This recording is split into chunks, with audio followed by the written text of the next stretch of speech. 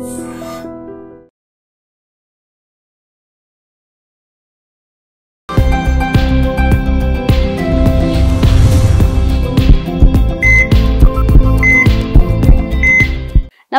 Welcome to healthy conversations with iDream media. నేను మీ Jhansi. So ఈ రోజు మనతో ఉన్నారు doctor Raghu Samala, senior consultant epilepsy and functional neuro surgery in AG hospitals.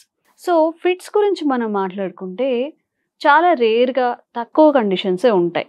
But అసలు ఫిట్స్ అనేది ఎందుకు వస్తుంది? ఇది న్యూరలాజికల్ డిజార్డరా, ఏదైనా జెనెటికల్గా వచ్చే అవకాశం ఉంటుందా? మరి వచ్చినప్పుడు ఏం చేయాలి? మనందరికీ ఒకటే మెథడ్ తెలుసు, వాళ్ళని హోల్డ్ చేయడం ఫిట్స్ అయిపోయే వరకు. బట్ ఎలాంటి జాగ్రత్తలు తీసుకోవాల్సి ఉంటుంది? వాళ్ళ లైఫ్ స్టైల్ మోడిఫికేషన్స్ కానీ, వాళ్ళ లైఫ్ స్టైల్లో చేంజెస్ కానీ ఎలా ఉంటే వాళ్ళు హెల్తీగా ఉండే అవకాశం ఉంటుంది? ఈ విషయం గురించి పూర్తి ఇన్ఫర్మేషన్ తెలుసుకునే ప్రయత్నం చేద్దాం. నమస్తే అండి. సో చాలా తక్కువే, బట్ అవేర్నెస్ లేదు అందరికీ. ఇప్పుడు ఒకరికి ఫిట్స్ వచ్చింది అంటే వాళ్ళు అలా పడిపోయినప్పుడు ఏదో సమ్ ఐరన్ కంటెంట్ పెట్టడము అంతవరకు మాత్రమే అందరికీ తెలుసు. అసలు ఈ ఫిట్స్ అనేది ఏంటి? ఈ న్యూరలాజికల్ డిజార్డరా, లేకపోతే ఏదైనా మెంటల్ ఇష్యూనా? బేసిక్ నుంచి వెళ్తే అసలు ఫిట్స్ అంటే ఏంటి? ఫస్ట్ ఆఫ్ ఆల్ ఏం జరుగుతుంది బాడీలో? So it is like brain అనేది ఒక ఎలక్ట్రికల్ యాక్టివిటీ అండి, continuous. It is like simple language లో చెప్పాలంటే మనకి కంప్యూటర్ లో మదర్ బోర్డ్ ఎలా ఉంటుందో the brain is like that. Okay okay, for example mother board లో ఏదైనా షార్ట్ సర్క్యూట్ అయింది అనుకోండి, so what up in the system will behave oddly. Similarly brain లో ఒక ఏరియా ఎక్కడైతే అబ్నార్మాలిటీ ఉందో, ఏదైతే సరిగ్గా లేదో, that will spark abnormal electrical activity వస్తుంది అక్కడ. ఓకే, సో లైక్ హార్ట్ కి ఎట్లా ఈసీజీ ఉంటుందో బ్రెయిన్ కి కూడా యాక్టివిటీ ఉంటుంది, electrical activity. So abnormal area ఏదైతే ఉందో, సో అది ఫైర్ అయినప్పుడు ఏంటంటే it will disturb the function. Okay, normally. So based on a area, మనకి బ్రెయిన్ లో చాలా ఏరియాస్ ఉంటాయి. లైక్ కంప్యూటర్ లో మెమరీకి ఒక ఉంటుంది, ప్రాసెసింగ్ ఒక డివైస్ ఉంటుంది, స్పీకర్స్ కి సంబంధించింది ఉంటుంది, డిస్ప్లే ఉంటుంది, ఆల్ లైక్ దట్. బ్రెయిన్ లో కూడా వీ హ్యావ్ డిఫరెంట్ ఏరియాస్. అంటే మాట్లాడడానికి ఒక ఏరియా ఉంటుంది, దెన్ హ్యాండ్స్ మూవ్ అవ్వడానికి ఒక ఏరియా ఉంటుంది, మెమరీకి ఒక ఏరియా ఉంటుంది, చూపుకి ఒక ఏరియా ఉంటుంది, వినికిడికి ఒక ఏరియా ఉంటుంది. సో ఎలక్ట్రికల్ యాక్టివిటీ ఎక్కువ వస్తుంది అనే దాన్ని బట్టే మనకు సిమ్టమ్స్ ఉంటాయి. ఓకే, ఇప్పుడు హ్యాండ్ ఏరియాలో మూమెంట్ ఏరియా అనుకోండి, మూమెంట్ వస్తుంది. Sometimes smiling area related ఉంటుంది, then they just laugh. Okay, even sometimes laughing is also a fit. మనకి చాలా వరకు అర్థం కాదు కొన్నిసార్లు. ఒకవేళ చూపుకి సంబంధించింది అనుకోండి, ఆ టైంలో they go blind, they don't see anything అలా అన్నట్టు. సో లాంగ్వేజ్ కి సంబంధించింది వచ్చింది అనుకోండి, వాళ్ళకి కాన్షియస్నెస్ పోదు కానీ మాట్లాడడం ఆగిపోతుంది. Okay, like that. So fits అన్నది ఏంటంటే it's abnormal activity, brain activity వల్ల వచ్చే ఒక సిమ్టమ్, న్యూరలాజికల్ సిమ్టమ్. పాత జనరేషన్ లో మనం ఒక 40-50 years వెనక్కి వెళ్తే విలేజ్ లో ఇప్పుడు కూడా చూస్తాం, ఫిట్స్ వచ్చిన వాళ్ళకి దయ్యం పట్టిందనేసి భూతాలు మంత్రాలు అవన్నీ చేస్తూ ఉంటారు. ఎందుకంటే అది వాళ్ళకి అర్థం కాదు ఎలా బిహేవ్ చేస్తున్నాడు అని. అండ్ ఒక 2 minutes మనం చేతిలో ఏమైనా పెట్టేస్తే దాన్ని నార్మల్ అవుతుంది అనేసి ఉంటుంది. యూజువల్లీ ఏంటంటే మనం పెట్టకున్నా అది నార్మల్ అయిపోతుంది. సో ఆ టెన్షన్ లో దట్ హాస్ ఒక నమ్మకం వాళ్ళకి, అంతేగాని.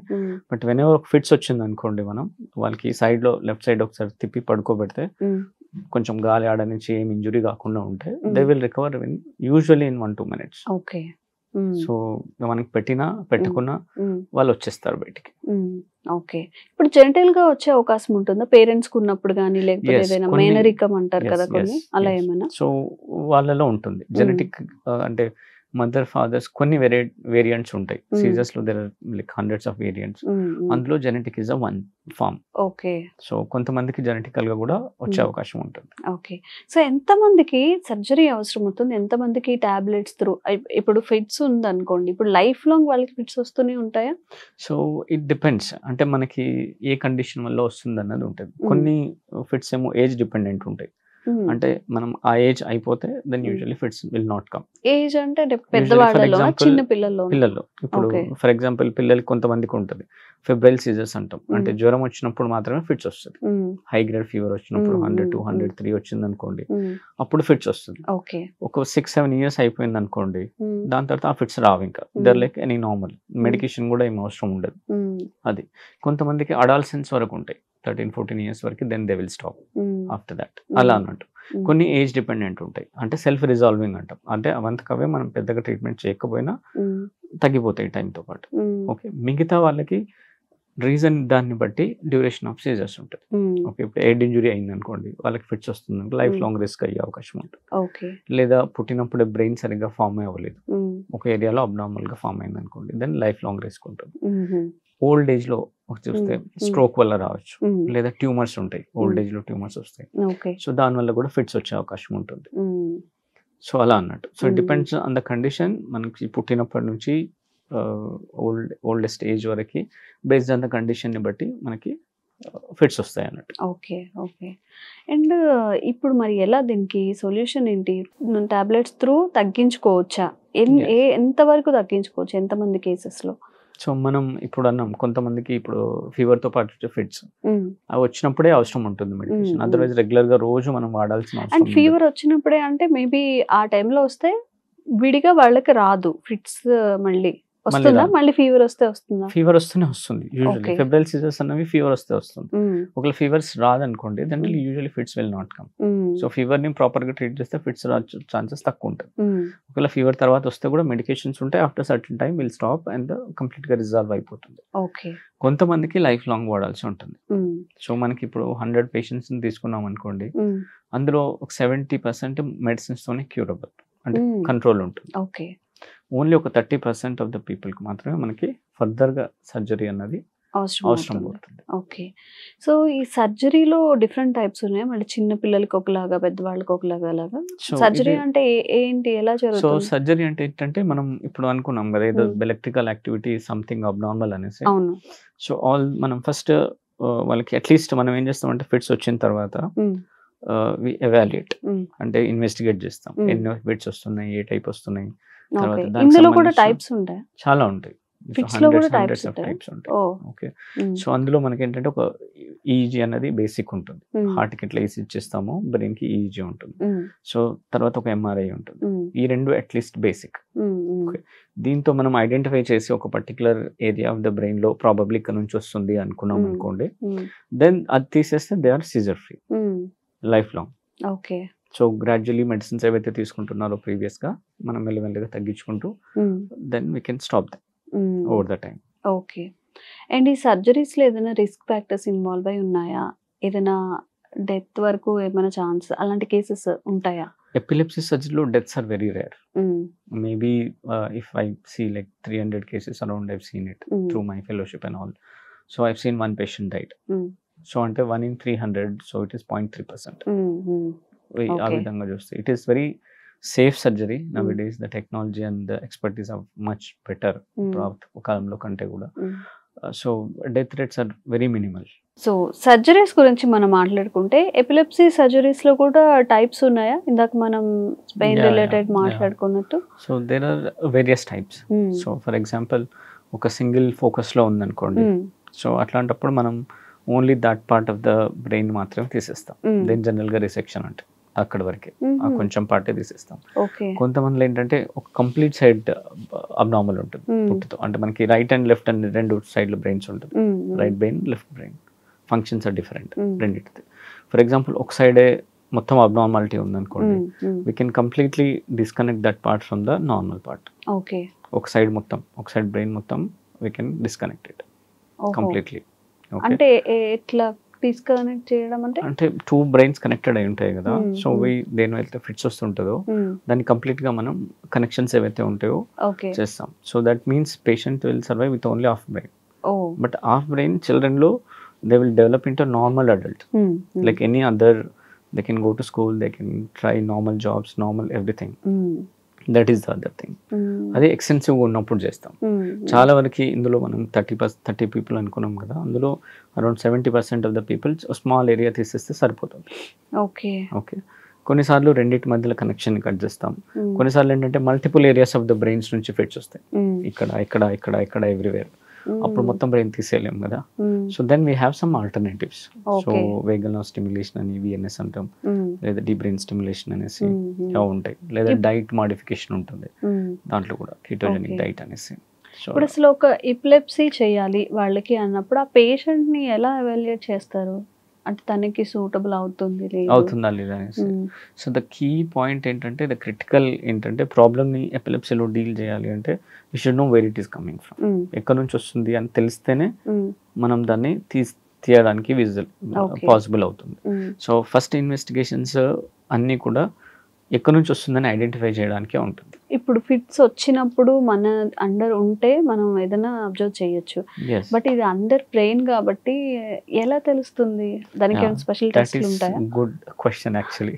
సో పేషెంట్ మనం ఎవాల్యుయేట్ చేసేటప్పుడు will admit them. So video EEG అని ఉంటుంది. వీడియో ఈజీలో ఏంటంటే will connect multiple electrodes to the brain and also there is a continuous video recording. Symptoms వచ్చినప్పుడు ఎలక్ట్రికల్ యాక్టివిటీ ఏమో మిషన్ రికార్డ్ చేస్తుంది, బయట కనిపించేది కెమెరా రికార్డ్ చేస్తుంది. Okay. So we will correlate రెండు. అయితే కొంత టైం మనం స్పెండ్ చేయాల్సి వస్తుంది దానికి వచ్చినప్పుడు మనం అబ్జర్వ్ చేయాలి కాబట్టి. Some times patients need like days of admission. ఇప్పుడు ఈ రోజు ఫిట్స్ వస్తుందేమో అడ్మిట్ చేస్తాం, some times they will get late. At least ఒక ఫిట్ అయినా రాకపోతే then we have to do long period, 5 days 6 days కూడా అవసరం అవుతుంది ఒక్కొక్కసారి, జస్ట్ ఫర్ ద రికార్డింగ్. దాని తర్వాత ఎంఆర్ఐ అని చేస్తాం. సో ఎంఆర్ఐలో మనకి ఏదైనా అబ్నార్మాలిటీ ఉందనుకోండి, if these 2 are matching then we can plan for the surgery. So ఏ సర్జరీని వేరే, ఇప్పుడు బ్రెయిన్ రిలేటెడ్ సర్జరీస్ కాబట్టి ఇఫ్ ఎనీ స్పెషల్ కేసెస్ ఇప్పుడు సర్జరీ చేసేటప్పుడు పేషెంట్ అవేగ్గా ఉండాల్సి వస్తుందంటే మేల్కోన్ ఉండే కేసెస్ ఏమైనా ఉంటాయా? ఉంటాయి, చాలానే ఉంటాయా? చాలానే ఉంటాయి. ఫర్ ఎగ్జాంపుల్ మనకి మాట్లాడే ఏరియాకి దగ్గరగా అబ్నార్మాలిటీ ఉందనుకోండి, మనం ఎన్ని టెస్టులు చేసినా కూడా ఇట్ విల్ షో దట్, అంటే ఈ మాట్లాడే ఏరియా ఇక్కడ ఉంది, నీది ఇక్కడ ఉంది అని. కానీ బట్ యాక్చువల్లీ వెన్ వర్క్ చేస్తున్నప్పుడు రెండు ఓవర్లాప్ ఉంటుంది. We don't know exactly demarcation ఎక్కడ ఉంది అనేసి. So in those cases what we do, patient awake గానే ఉంటాడు, will keep talking.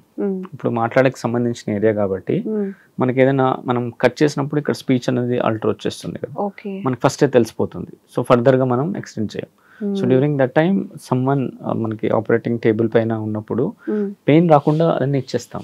So pain is not a concern. So వాళ్ళు యాజువల్ గా మనం ఇప్పుడు ఎలా మాట్లాడుతున్నామో అలానే మాట్లాడుతుంటాము. Back of the brain surgery జరుగుతూ ఉంటుంది. సో మనకి ఏమన్నా ఆ స్పీచ్ ఏరియాకి ఏమన్నా డిస్టర్బ్ చేస్తాము అన్నప్పుడు మనకి ఫస్ట్ తెలిసిపోతుంది. So will stop there. So అలాంటి కేసెస్ లో same for the vision, same for the movements కి సంబంధించింది, హ్యాండ్ కి సంబంధించిన ఏరియాస్ కి some times it is needed. Okay. And ఈ ఎపిలెప్సీ సర్జరీ అనేది పెయిన్ఫుల్ గా ఉంటుందా? Nowadays no pain. Very small pain will be there. Okay. So this is well taken care. After surgery ఎన్నాళ్ళు ఉండాల్సి వస్తుంది హాస్పిటల్లో? ఎన్నాళ్ళు స్టే చేయాల్సి వస్తుంది? Same, it is around 3 to 4 days. Okay. So if the అంటే సర్జరీలో మనకి ఏం ఇబ్బంది ఏం అవ్వలేదు అంటే usually 3 to 4 days. Okay. And వాళ్ళ recovery time normal life style కి రావాలి అంటే ఎన్నాళ్ళు పడుతుంది? Like 3 to 4 weeks. అంతే. నార్మల్ తర్వాత నార్మల్ గా వాళ్ళు డే టు డే వర్క్స్ చేసుకోవచ్చు. ఓకే. అండ్ మెడిసిన్ యూజ్ చేయాల్సి వస్తుందా? ఇప్పుడు ఇంతకు ముందు వీళ్ళు ఏదైతే యూజ్ చేశారో ఆ మెడిసిన్ ఆఫ్టర్ సర్జరీ తర్వాత కంటిన్యూ చేయాల్సి వస్తుందా? సో మనం ఫస్ట్ అనుకున్నాం కొంతమందికి 70% ఆఫ్ ద పీపుల్ కి మనం ఈ ఫిట్స్ ఏవైతే ఉన్నాయో డ్రగ్స్ వల్లనే అనేసి, చాలా వరకు ఏం చేస్తారంటే డ్రగ్ మిస్ చేస్తారు. సో దానివల్ల ఫిట్స్ వస్తూ ఉంటాయి. సో ఒకటేంటంటే కంటిన్యూస్ గా డ్రగ్ తీసుకోవాలి. మెడిసిన్స్ అయినది డాక్టర్స్ చెప్పకుండా ఎప్పుడు ఎపిలెప్సీ రిలేటెడ్ మెడిసిన్స్ ఏవైతే ఉంటాయో అవి స్టాప్ చేయొద్దు. సమ్ టైమ్స్ మేజర్ ఫిట్ వచ్చింది అనుకోండి, లైఫ్ రిస్క్ కూడా ఉంటుంది. ఓకే. పర్టికులర్లీ సర్జరీ తర్వాతకు వచ్చేస్తాయి. యూజువల్లీ మనం సర్జరీ తర్వాత ఫిట్స్ ఏం రావట్లేదు అంటే will wait for around 3 to 6 months and after that we slowly decreasing the medication. Okay. ఇప్పుడు ఈ ఎపిలెప్సీ సర్జరీ చేసిన తర్వాత వాళ్ళకి మెమరీగా లాస్ అవ్వడం కానీ గుర్తుండకపోవడం కానీ అలాంటి ఏమైనా సైడ్ ఎఫెక్ట్స్ వచ్చే అవకాశం? Usually not. సో అందుకనేసి మనం అవేక్ సర్జరీ అనుకున్నాం కదా, డ్యూరింగ్ సర్జరీ టైంలో మెల్కునే ఉండడం అవన్నీ అనేసి the chances are very less. So ఈ ఎపిలెప్సీ సర్జరీ అనేది పిల్లల్లో కూడా చేస్తూ ఉంటారా? పిల్లల్లోనే మెయిన్ వాళ్ళకి 80% of the epilepsy children disease లో ఉంటుంది. ఓకే. సో చాలా వరకు చిల్డ్రన్. ఇప్పుడు ఈ పిల్లలు కూడా ఆఫ్టర్ సర్జరీ తర్వాత కూడా మెడికేషన్ అనేది అయితే కంటిన్యూ చేయాలి. First 6 months they have to continue and based on the condition we will gradually decrease. And ఈ ఎపిలెప్సీ సర్జరీ తర్వాత ఇప్పుడు వీళ్ళైతే డిస్టర్బెన్స్ ఫీల్ అయ్యారు, స్లీప్ కానీ మూడ్ స్వింగ్స్ కానీ ఇవన్నీ కూడా ఇవి సెటరేట్ అయిపోతాయా? బెటర్ అవుతాయి. డెఫినెట్లీ బెటర్ అవుతాయి. So early surgery is better. So ఇప్పుడు ఒక చైల్డ్ ఉన్నాడు అనుకోండి, యూజువల్ డెవలప్మెంట్, బ్రెయిన్ డెవలప్మెంట్ అనేది 7 to 10 years వరకు అయిపోతుంది. సో దాని తర్వాత సర్జరీ మనకి రికవరీ ఫంక్షన్ ఏదైనా లాస్ అవుతుంది అనుకోండి, నార్మల్ ఇంటెలిజెన్స్ కానివ్వండి, మెమరీ కానివ్వండి, సో బ్రెయిన్ కనెక్షన్స్ ఏవైతే ఉంటాయో అవన్నీ they end around 10 years, 7 to 10 years.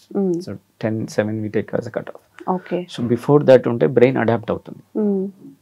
Okay, అంటే ఏదైతే ఫంక్షన్ పోయిందో, ఫర్ ఎగ్జాంపుల్ ఒక 3-year కిడ్ కొంచెం మాట్లాడుతూ ఉంటాడు ఇప్పుడు కదా, చిన్న చిన్న సెంటెన్సెస్ మాట్లాడుతుంటాడు.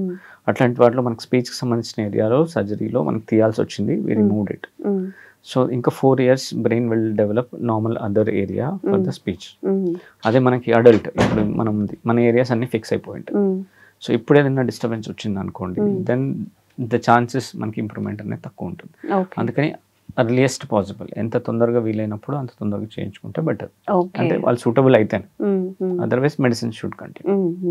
సో ఈ సర్జరీ అనేది అఫోర్డబుల్, అందరూ చేయించుకోని ప్రైజెస్ ఉంటుందా? yes, it is like any other neurosurgical procedure. అంటే మనకి ట్యూమర్ సర్జరీ ఎంత అవుతుందో, స్ట్రోక్ సర్జరీ ఎంత అవుతుందో, లేదా హెడ్ ఇంజరీ అయినప్పుడు ఎంత అవుతుందో, దీనికి కూడా అంతే ఖర్చు అవుతుంది. ఓకే. అండ్ మీరు చెప్పినట్టు ఇప్పుడు ఈ ఎపిలెప్సీ సర్జరీస్ పిల్లల్లో ఎప్పుడైతే చేస్తున్నారో ఒక 6 months వాళ్ళని మనం ఎవాల్యుయేట్ చేస్తాము ఎలా ఉంది ఏంటి అని చెప్పి. ఒకవేళ 6 months తర్వాత తగ్గితే వెల్ అండ్ గుడ్, తగ్గకపోతే మళ్ళీ సర్జరీ అవసరం అవుతుందా లేకపోతే మెడికేషన్? అవసరం ఉండదండి, బికాస్ ద సక్సెస్ రేట్ కూడా మనం చూసుకోవాలి ఇక్కడ. సో ఇప్పుడు 100 మందికి ఎపిలెప్సీ సర్జరీ చేస్తే it's around 70 to 80%. Okay. The key ఎక్కడ ఉంటుందంటే మనం అది ఎక్కడి నుంచి వస్తుంది అని ఐడెంటిఫై చేయడంలోనే ఉంటుంది. ఒకవేళ ప్రాపర్లీ ఐడెంటిఫై చేసిన తర్వాత ఆ ఏరియాని తీసేసాం అనుకోండి, the chances that success are very high. Okay. 6 months కూడా ఎందుకంటే like we take some time, అంటే వస్తుందా లేదా కన్ఫర్మ్ చేసుకోవడానికి. సో దాని తర్వాత 6 months తర్వాత వి విల్ స్లోలీ మనం మెడిసిన్స్ అనేవి తగ్గిస్తాం. సెకండ్ సర్జరీ అవసరం అయ్యేది చాలా rare. Okay. So epilepsy nothing but fits గురించిన చాలా ఇన్ఫర్మేషన్ మీకు అందించాము. ఇంకేదైనా మీకు రిలేటెడ్ ఇష్యూస్ ఫేస్ చేస్తున్నా, ఏమైనా డౌట్స్ ఉన్నా కానీ కామెంట్ చేయండి. తప్పకుండా మళ్ళీ రఘు సార్తో ఒక క్లారిఫికేషన్ వీడియో చేసే ప్రయత్నం అయితే చేస్తాం. Thank you so much. Sir, one life lesson what medicine has taught you. Whatever you can do without expecting. But I really believe మన పాజిటివ్ యాటిట్యూడ్ ఉంటేనే మనం ఏదైనా సాధించగలం. గట్ ని మనం కరెక్ట్ గా డీల్ చేసినట్లయితే అది మనకి పాజిటివ్ హార్మోన్స్ ని రిలీజ్ చేస్తుంది. షుగర్ వచ్చిన వాళ్ళ పరిస్థితి ఏంటి? పొట్ట దగ్గర పెరిగితే దాన్ని ఆండ్రాయిడ్ అంటారు, ఆండ్రాయిడ్ ఫోన్ కదా. అసలు థాట్స్ ఎందుకు వస్తాయి? బ్రెయిన్ డెడ్ అంటే దానికి ప్రపంచం అంతా కూడా కొన్ని నిర్దిష్టమైనటువంటి లక్షణాలు. మానసికంగా ధైర్యంగా ఉంటే క్యాన్సర్ జయించవచ్చు. You are a doctor for a cause sir, అంతే. వాళ్ళకి వచ్చిన ఆదాయం కాకుండా ఫ్రీ సర్వీస్ ఎంతమందికో చేస్తారు.